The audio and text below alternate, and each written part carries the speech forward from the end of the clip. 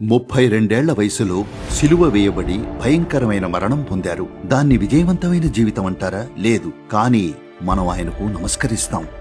ఎందుకంటే సిలువ వేయబడ్డా కూడా ఆయన వాళ్ళేం చేస్తున్నారో వాళ్లకే తెలీదు, వాళ్ళను క్షమించండి అన్నారట. అందుకు ఆయనకు నమస్కరిస్తాం. సిలువ వేయబడినందుకు కాదు, ఎందుకంటే సిలువ వేయబడటం విజయవంతమైన జీవితం కాదు, అవునా? ఆయన్ని సిలువ వేసినప్పటికీ ఆయన తన గుణాన్ని కోల్పోలేదు.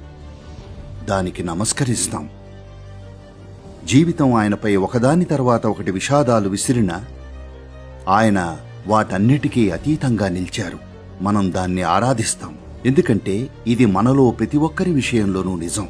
లోకం నీచత్వాన్ని విసిరితే మీరు నీచంగా తయారవుతారు. లోకం చేదును విరతెమ్మితే చేదుగా తయారవుతారు. లోకం కోపాన్ని ప్రదర్శిస్తే కోపిష్టిగా తయారవుతారు. చాలా మంది మనుషులు జీవించేది ఇలాగే. ఆయన దానికి అతీతంగా జీవించారు కాబట్టి ఆయన్ని దైవ సమానుడన్నాం.